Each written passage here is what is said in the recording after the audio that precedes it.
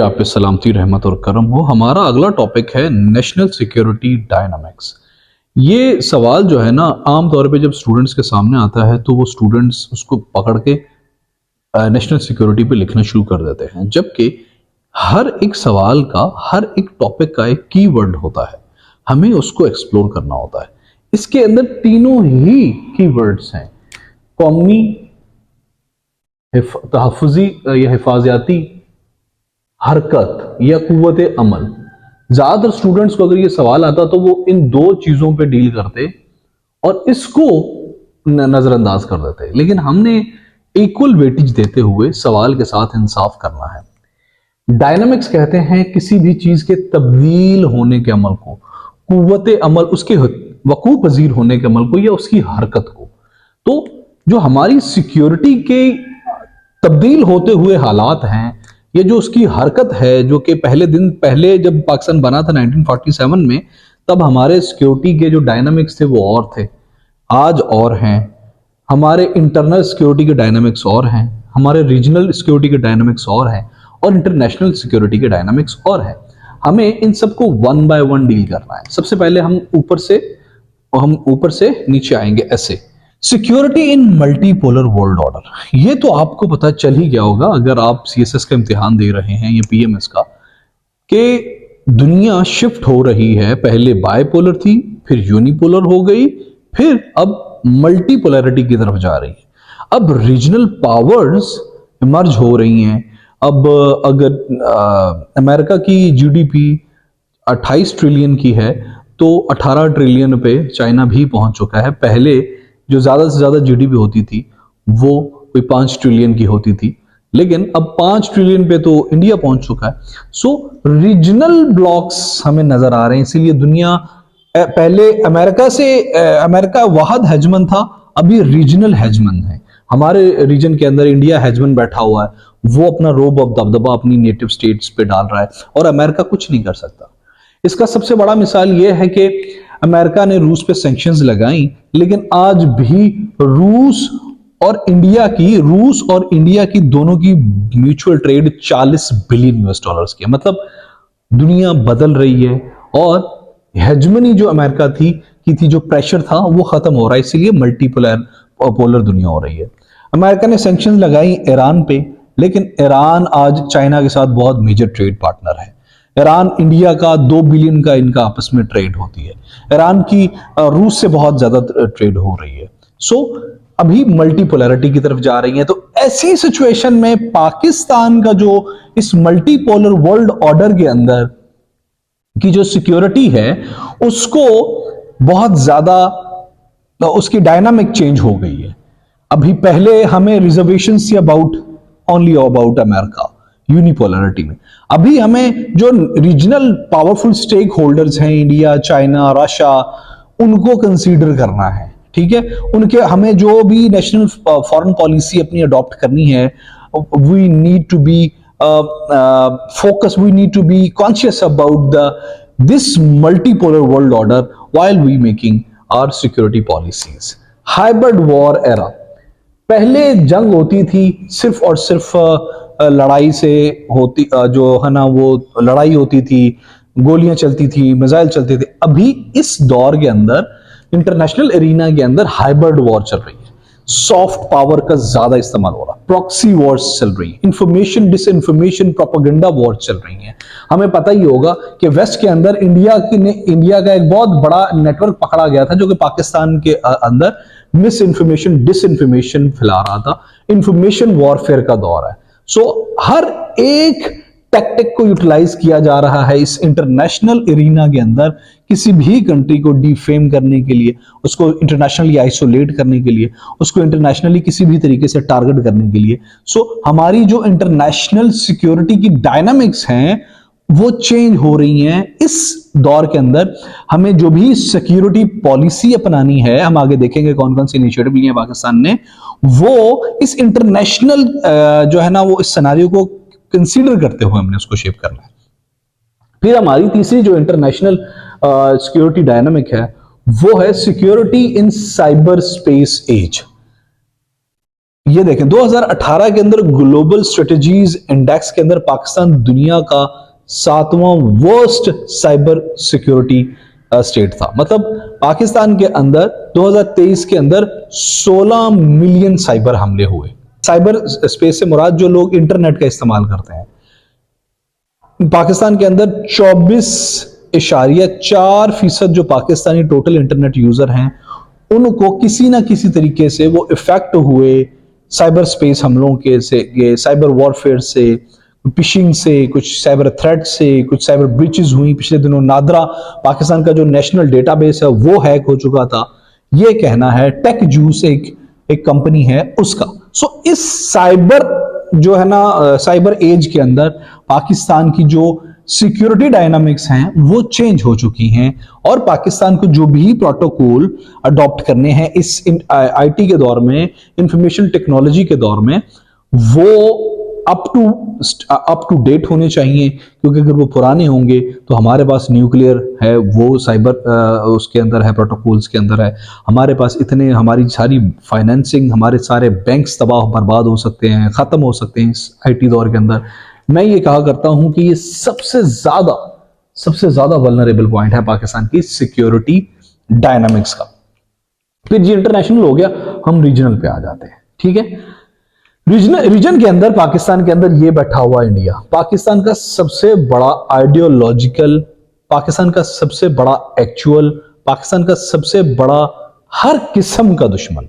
ठीक है, इसके साथ पाकिस्तान अपना one of the largest border share करता है, बॉर्डर बल्कि सबसे ज्यादा इसी के साथ करता है। मेरा ख्याल है ये 2900 किलोमीटर है। ठीक है, ये इसके बाद करेगा 2900 किलोमीटर जो है ना वो इसके इंडिया के साथ बॉर्डर शेयर करता है। अब तक 4 जंगें लड़ चुका है इंडिया पाकिस्तान, और सबसे बड़ा दुश्मन ये मुल्क है पाकिस्तान का।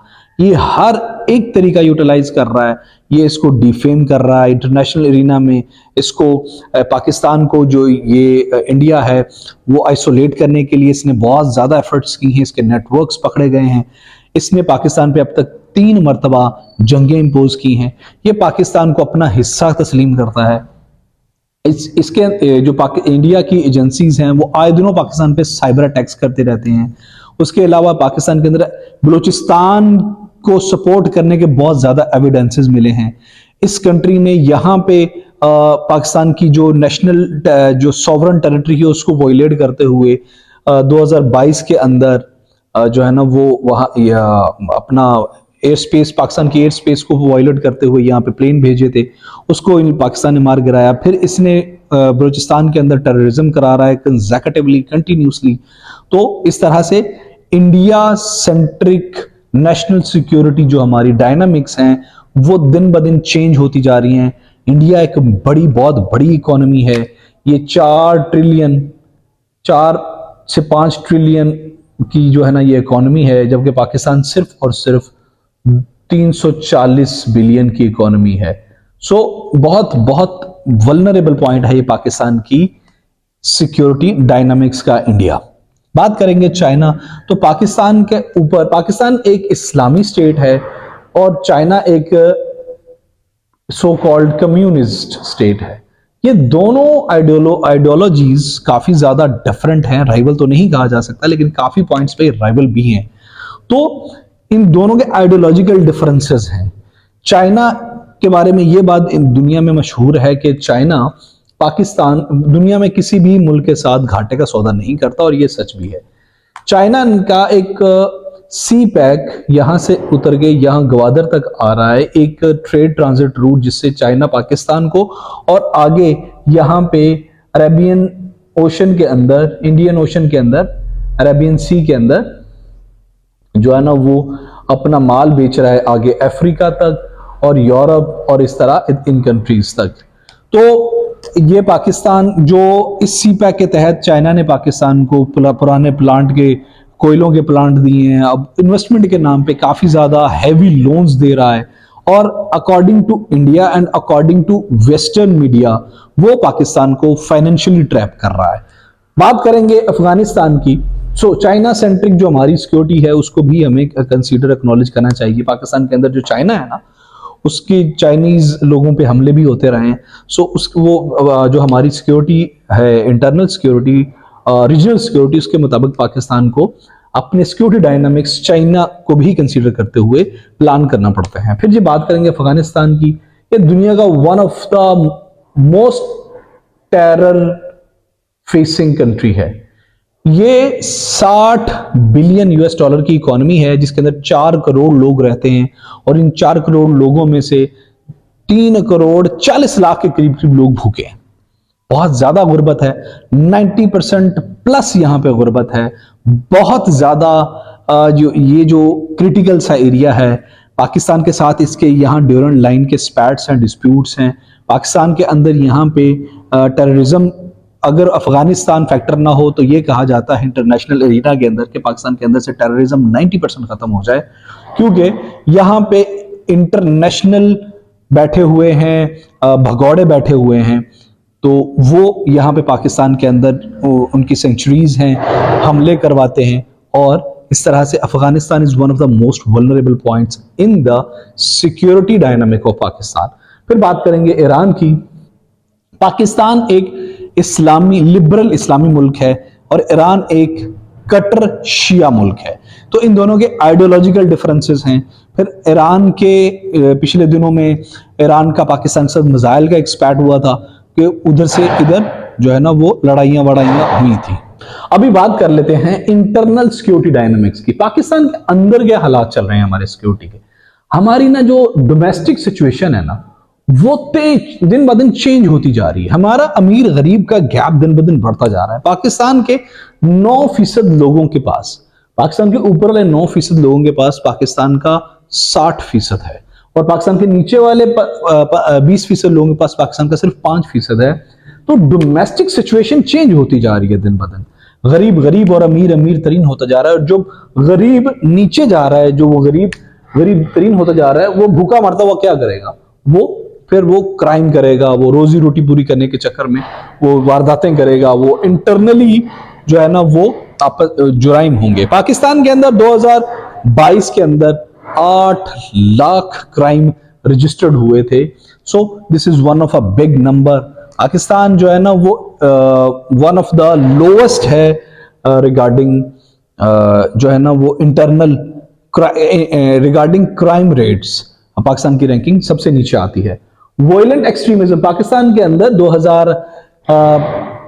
2023 के अंदर 700 पाकिस्तानी एक्सट्रीमिज्म की वजह से इन वन वे और अदर फौत हो गए, या शहीद हो गए, या कत्ल हो गए। मुझे नहीं पता मुझे क्या कहना चाहिए। बहुत ज्यादा एक्सट्रीमिज्म है पाकिस्तान के अंदर। पाकिस्तान के जो अंदर रेडिकलिस्ट हैं, जो शिया रेडिकल्स हैं, जो सुन्नी रेडिकल्स हैं, अगर सुन्नियों के आगे हम देखेंगे कि आगे उनके भी ब्रांचेस हैं, सब ब्रांचेस, तो ये अपने आप को सही कहते हैं। ये कहते हैं भाई एक्सट्रीम लेवल पे। फिर वो ना सिर्फ मुसलमानों को मारते हैं अपने भाइयों को, वो गैर मुस्लिमों को मारते हैं। पिछले दिनों एक औरत ने एक ना अरेबिक कैलीग्राफी वाला वो कपड़ा पहना हुआ था, तो उसको भी ये लोग मारने लगे थे। फिर एक बहुत बहादुर जो है ना वो खातून की वजह से उसको वो सही हुआ। सेक्टेरियनिज्म पाकिस्तान में बहुत ज्यादा है। हर वो बंदा एक्सट्रीमिज्म पे इसको ले जाता है, सेक्टेरियनिज्म को। शिया सुन्नी दो बहुत बड़े राइवल हैं। शिया पाकिस्तान के अंदर 20 से 25% हैं, जबकि सुन्नी 75 से लेके 80% तक हैं। तो आगे सुन्नियों की भी आगे सब ब्रांचेस हैं। इनमें सुन्नियों में बरेलवी हैं, देवबंदी हैं, अहले हदीस हैं और रिवाइवलिस्ट हैं, जैसा कि जमात इस्लामी वगैरह, जैसा कि ये TLP वगैरह। तो ये लोग सबसे ज्यादा खतरनाक हैं। पाकिस्तान के अंदर 96.47% मुसलमान रहते हैं, 2.14% हिंदू रहते हैं, 1.27% ईसाई रहते हैं और 0.02% अहमदी रहते हैं। ये सबसे ज्यादा वल्नरेबल हैं। सबसे ज्यादा खतरा इन लोगों को है। इनके खिलाफ किसी टाइम भी अहमदियों के खिलाफ कोई भी उठ खड़ा होता है और इन पे फतवा लगा देता है कत्ल का, क्योंकि ये इनके नबी, सुन्नियों के नबी को आखिरी नबी नहीं मानते। आई डोंट नो क्या होना चाहिए, लेकिन हम सिर्फ फैक्ट्स देख रहे हैं। 1987 से लेके 2007 तक 4000 शिया पाकिस्तान में कत्ल हुए और 2008 से लेके 2014 तक 1000 शिया कत्ल हुए। ये ह्यूमन राइट वॉच डॉग कह रहा है। इसकी एक रिपोर्ट आई थी। टेररिज्म की बात करें, पाकिस्तान के इंटरनल सिक्योरिटी डायनामिक्स देख रहे हैं तो 20 सालों से पाकिस्तान के अंदर टेररिज्म है। पाकिस्तान के अंदर अब तक 83,000 लोग फौत हो चुके हैं ड्यू टू टेररिज्म, खास करके जब से वॉर ऑन टेरर शुरू हुआ है। तो और 35 खरब रुपए का पाकिस्तान को अब तक फाइनेंशियल नुकसान हो चुका है। पाकिस्तान के आज करंट डेट में वैसे तो बहुत ज्यादा टेररिस्ट आउटफिट्स नहीं, लेकिन आज की करंट डेट में जब हम बात करें 2024 के अंदर टीटीपी, बीएलए, आईएसकेपी जो है ना वो Islamic State of Khorasan province, BLA Balochistan liberation army, Tehrik Taliban Pakistan, ये 3 आउटफिट्स सबसे ज्यादा एक्टिव पाकिस्तान में नजर आ रही हैं जो कि टेररिज्म की एक्टिविटीज सर अंजाम दे रही हैं। 2022 के अंदर कोई 1900 के करीब लोग टेररिज्म की वजह से वफात पाए थे। फिर मिलिटेंसी बहुत ज्यादा है पाकिस्तान के अंदर जो है ना वो शिद्दत पसंद यही ग्रुप्स कर रहे हैं और पाकिस्तान की सिक्योरिटी को काफी तरीके से हिट कर रहे हैं। Balochistan factor is one of the important factor. हम इस पूरे के पूरे जो टॉपिक को अलग वीडियो में कवर करेंगे, लेकिन बलूचिस्तान पाकिस्तान का सबसे बड़ा प्रोविंस है जो कि तकरीबन 43% of total land mass of Pakistan बनाता है। ये पाकिस्तान की पॉपुलेशन का 5% बनाता है, लेकिन इतना बड़ा इलाका सिर्फ 5% इसकी पॉपुलेशन का बनाता है। काफी डिप्राइव्ड एरिया है ये। इस एरिया के अंदर बहुत ज्यादा पॉवर्टी है। इस एरिया के अंदर पाकिस्तान के सबसे ज्यादा नेचुरल रिसोर्सेज हैं। तो ये एरिया जो है ना इसको इंडिया फंडिंग कर रहा है, ईरान इसको सपोर्ट कर रहा है और अफगानिस्तान भी इसको सपोर्ट कर रहा है, क्योंकि ये लोग यहाँ पे जो बलूचिस्तान इसके अंदर उज़्बेक और हजाराज बैठे हुए हैं ईरान से मुताल्लिक। इस बलूचिस्तान के अंदर अफगानी एथनिसिटी के लोग बैठे हुए हैं, तो उनको अफगानिस्तान फंडिंग करता है। कुछ ईरानी एथनिसिटी के लोग बैठे हुए हैं, उनको ईरान फंडिंग करता है। और इन सबको मिला के ये बड़े भाईजान फंडिंग करते हैं ताकि पाकिस्तान का मैक्सिमम नुकसान हो और इसको सुकून मिले। पता नहीं इसको क्या चाहिए हमसे। हमारे जो सिक्योरिटी के डायनामिक्स हैं वो हमेशा से ही इवॉल्व होते रहे हैं। हम इसकी हिस्ट्री देख लेते हैं। पहले हम एक्सटर्नल देख लेते हैं, फिर इंटरनल देख लेंगे कि किस तरह हमारी कौमी सिक्योरिटी, कौमी तहफ़्फ़ुज़ के जो रद्दोबदल और तगय्युरात का शिकार होती रही, अलग अलग टाइम में वो तब्दील होती रही। 1947 के अंदर एक्सटर्नल पहले देख लेते हैं। 1947 के अंदर हमने सिक्योरिटी को लेके हमें इंडिया से रिजर्वेशंस थी, तो हमने अलाइन की वेस्ट के साथ। हमारे पास 2 ऑप्शंस थे कि हम वेस्ट की तरफ जाएं, दुनिया क्योंकि बायपोलर थी, तो हमारे पास या तो रशिया की तरफ जा सकते थे या वेस्ट की तरफ जा सकते थे, क्योंकि हमारे जो हुक्मरान साहब थे वो वेस्ट से इंस्पायर्ड थे, वो वेस्ट से पढ़े हुए थे। सो दे चूज वेस्ट और हमने अलाइनमेंट कर ली वेस्ट के साथ, ताकि हमें इंडिया की जो बिलिजरेंस है, इंडिया जो हम पे हर तरह की वो सख्तियां कर रहा था, उससे बचने के लिए हमने एक इस तरह का कोई रास्ता ढूंढा जिससे हमने अलाइनमेंट की तरफ चले गए। सो हमने अपनी उस टाइम की नेशनल सिक्योरिटी को प्रिजर्व कर लिया। 1950 के अंदर, 1950s के अंदर हम सीटो और सेंटो में अमेरिका के साथ बकायदा लिखत पढ़त में हम लोग उनके साथ एक एग्रीमेंट में चले गए। हम म्यूचुअल डिफेंस और क्योंकि अमेरिका को यहाँ पे इस एरिया के अंदर चाहिए था एक अलाय, तो अमेरिका का अपना स्टेक थे, हमारे अपने स्टेक थे, तो हमने फिर उसके साथ सीटो और सेंटो साइन कर लिए ताकि जो है ना वो एक दूसरे के साथ कोलैबोरेशन रहे। तो इससे क्या हुआ कि हमारी सिक्योरिटी और स्ट्रांग हुई, और जो इंडिया हम पे एग्रेशन कर रहा था और चाइना के साथ हमारे बॉर्डर कि उस टाइम कुछ डायलॉग चल रहे थे, बाद में हमने चाइना को अपना कुछ एरिया दिया, तो हमें एक अलाय मिल गया। So it was the then security movement by the Pakistan. फिर 1960 में हमें पानी को लेके इंडिया ने वाटर टेररिज्म शुरू कर दिया, तो हमने 1960 में इंडस वाटर ट्रीटी साइन की इंडिया के साथ, और उस टाइम की जो हमें वाटर सिक्योरिटी से रिलेटेड प्रॉब्लम्स थी उसको टैकल आउट किया।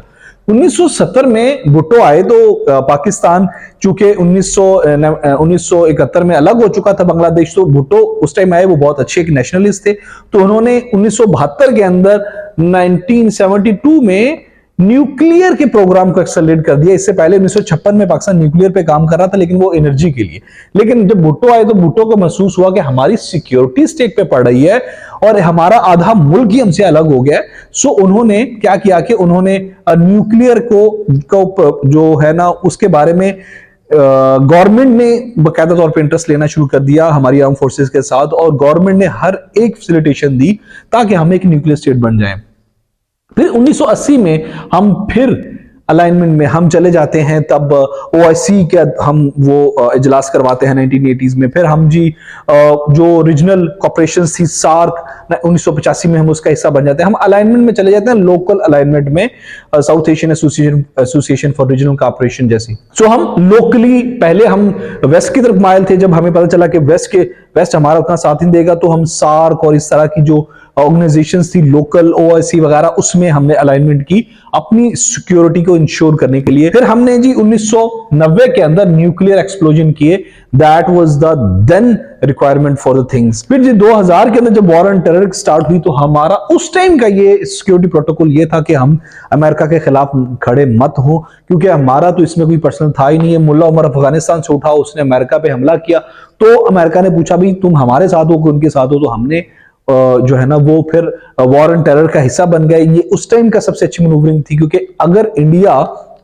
अगर अमेरिका हमारे खिलाफ कोई जो इनिशिएटिव लेता, तो पाकिस्तान की सिक्योरिटी कॉम्प्रोमाइज हो सकती थी। अमेरिका बहुत बहुत बहुत बड़ी एक जो है ना वो मिलिट्री है, बहुत बड़ी पावर का नाम है। फिर 2010 के अंदर हमने बकायदा जो हमारे सिक्योरिटी डायनामिक्स है उसको डॉक्यूमेंटेशन, हमने उसको डॉक्यूमेंटाइज करना शुरू कर दिया, जो कि हमारी 2014 के अंदर एक नेशनल इंटरनल सिक्योरिटी पॉलिसी आई थी, उसमें हमने एक्सटर्नल चीजों को भी डील किया था और जो है ना उस पर काम किया था। फिर हमारे 2020 के अंदर फाइनल एनएसपी आई, 2000 जो इमरान खान ने 2018 के अंदर लेके आया था, 1920s में आई थी ये, इसको इंप्लीमेंट हुई थी तब ये।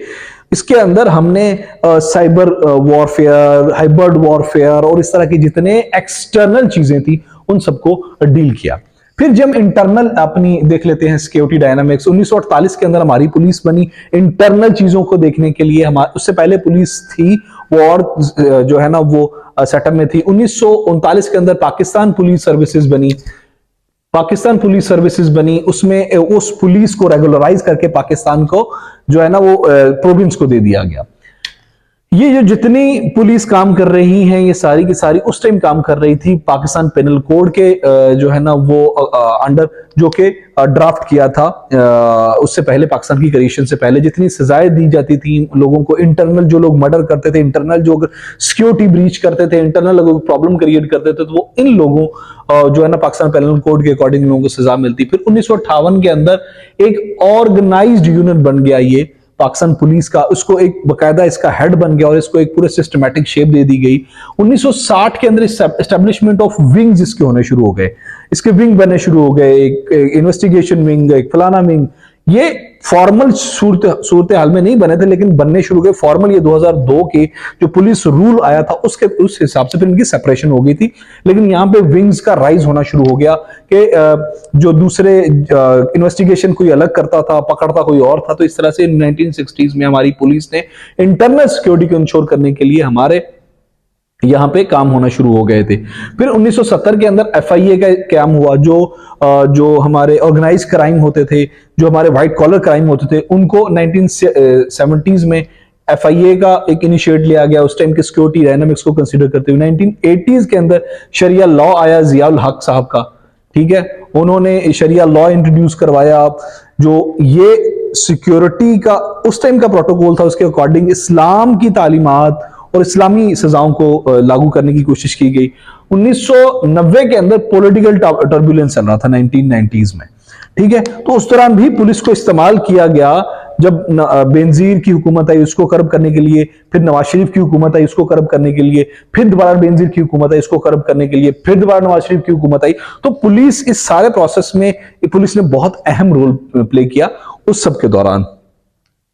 फिर जी 2000 की बात करें, 2002 में पुलिस रूल 2002 आया, जिसने आके पुलिस के पूरे स्ट्रक्चर को चेंज कर दिया और पुलिस की एफिशिएंसी को बढ़ा दिया गया, पुलिस के विंग्स को अलग अलग कर दिया गया, पुलिस के और यूनिट्स कैम किए गए, पुलिस और वार्डन पुलिस को इंट्रोड्यूस कराया गया और इस तरह से पुलिस का इंटरनल सिक्योरिटी को लेके जो रूल्स एंड रेगुलेशन वो काफी बेहतर हो गए। 2010 के अंदर हमें साइबर क्राइम से रिलेटेड लेजिस्लेशन होती हुई नजर आती है पाकिस्तान के अंदर, जो हमारी साइबर सिक्योरिटी है उसको इंश्योर करने के लिए। तो उसके बाद 2020 के अंदर हमारी 2020 के अंदर हमारी एनएसपीआई नेशनल सिक्योरिटी पॉलिसी जो एक कॉम्प्रिहेंसिव डॉक्यूमेंट है, जिसके बारे में हम कंप्लीट एक पूरी अलग वीडियो बनाएंगे, आपको पता चल जाएगा एनएसपी क्या है। हमारे जो नेशनल सिक्योरिटी को लेके कुछ इनिशिएटिव्स हैं, कुछ हमारी जो स्ट्रेंथ है, हम उस पर बात कर लेते हैं। हमारे पास एक्सटर्नल पहले बात कर लेते हैं। हमारे पास दुनिया की 9वीं सबसे ज्यादा पावरफुल आर्मी है दुनिया के अंदर, 7वीं मोस्ट पावरफुल मैन पावर है हमारे पास, सबसे ज्यादा 7वें नंबर पे हमारे पास स्टैंडिंग आर्म फोर्सेस हैं। हमारी जो है ना एयर फोर्स दुनिया के टॉप 10 में आती है।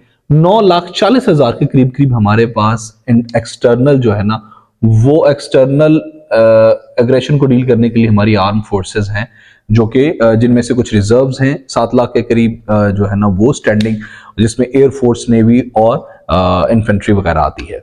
इसके अलावा हमारी आईएसआई दुनिया की one of the top intelligence agency है, जो डील करती है हमारे एक्सटर्नल सिक्योरिटी डायनामिक्स को। फिर जी अब बात करें इंटरनल हमारे प्रोटोकॉल्स की, तो इंटरनली मुल्क को सेफ और सिक्योर रखने के लिए हमारे पास 4 लाख के करीब पुलिस ऑफिशियल्स हैं, पुलिस फोर्स है।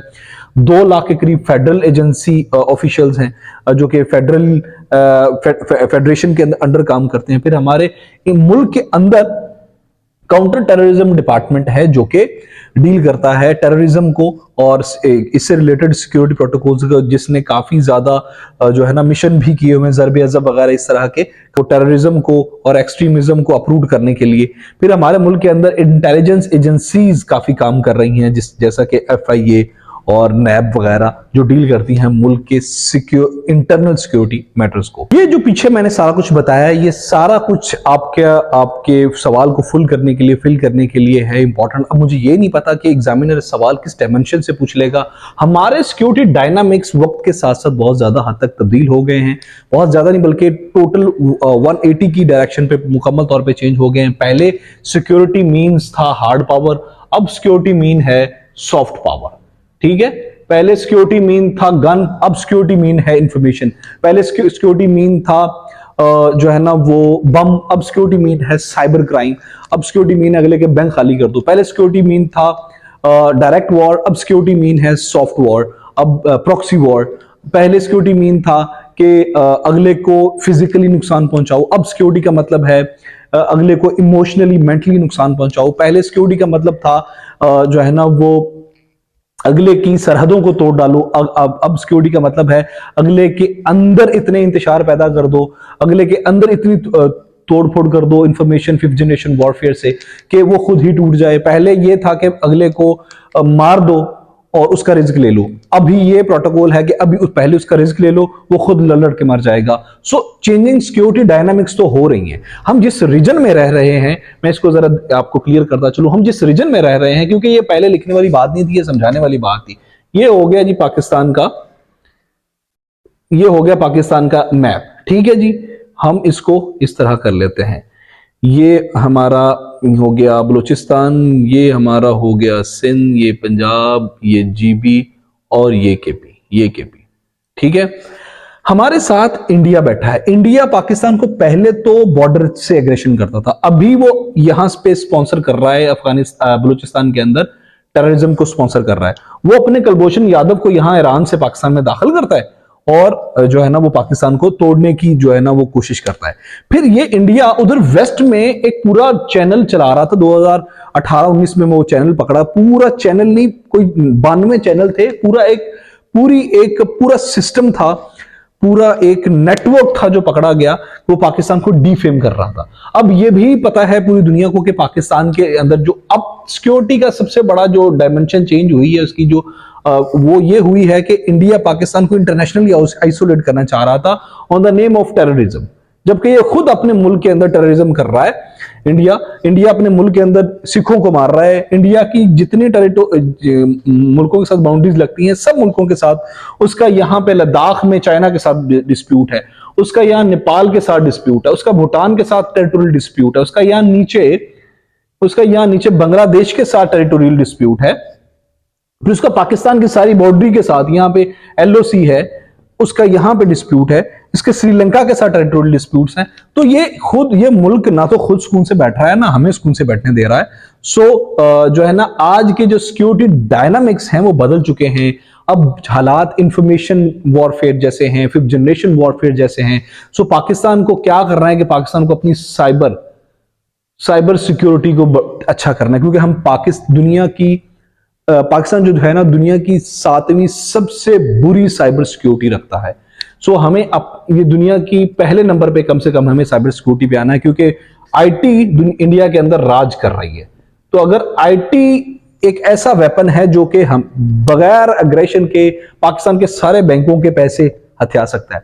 2023 के अंदर 16 मिलियन साइबर अटैक्स हुए थे पाकिस्तान के अंदर। पाकिस्तान का नादरा का सिस्टम हैक हो गया था। तो ये जो चेंजिंग सिक्योरिटी डायनामिक्स है ना, पाकिस्तान को कॉप अप करना पड़ेगा, अपग्रेड होना पड़ेगा, अप टू डेट होना पड़ेगा to deal with all of them. अब सिक्योरिटी का प्रोटोकॉल, अब सिक्योरिटी के हालात, अब सिक्योरिटी की डिमांड्स, रिक्वायरमेंट, हर चीज बदल गई है। So Pakistan needs to educate the people, Pakistan needs to upgrade the standard of education, Pakistan need to invest into the IT, Pakistan need to produce maximum IT based people. Pakistan need to invest into maximum in IT. So Pakistan, ये जो हमारी generation है, कोई रफली पूरी आबादी का 60%, ये जो मुल्क पे लायबिलिटी बनी हुई है, ये मुल्क पे एक एसेट की तरह बन जाए, ये मुल्क के पास एक हथियार की तरह बन जाए। ये जो ओवर पॉपुलेशन है, ये मुल्क के ऊपर एक बोझ बनी हुई है, यही एक एजाज बन जाए मुल्क का। सो ये जो सिक्योरिटी चेंजिंग डायनामिक है, हम किसी पे बजाय कि हम किसी से भीख मांगे, बजाय कि हम अमेरिका को ये कि हमें एड दे, हमें अपने मुल्क के अंदर इन्वेस्टमेंट करके उन लोगों को एसेट बनाना चाहिए। हमें आईटी और इस तरह से न्यूरोसर्जन्स, हमें आज के दौर के मुताबिक, जब दुनिया डिजिटल वर्ल्ड में जी रही है, जब दुनिया साइबर स्पेस में जी रही है, जब हमारा एक मजदूर रेडी पकड़ के काम करता है, उसी टाइम इसी दौर का बंदा, इसी दौर में यूरोप में बैठा एक बंदा जो सो रहा है, उसके पैसे बन रहे हैं। सो आईटी को इस मुल्क में यूटिलाइज करना is one of the most important security requirement for the nation, ताकि जो लायबिलिटी है उसको एसेट में कन्वर्ट किया जा सके। पाकिस्तान पाइंदाबाद।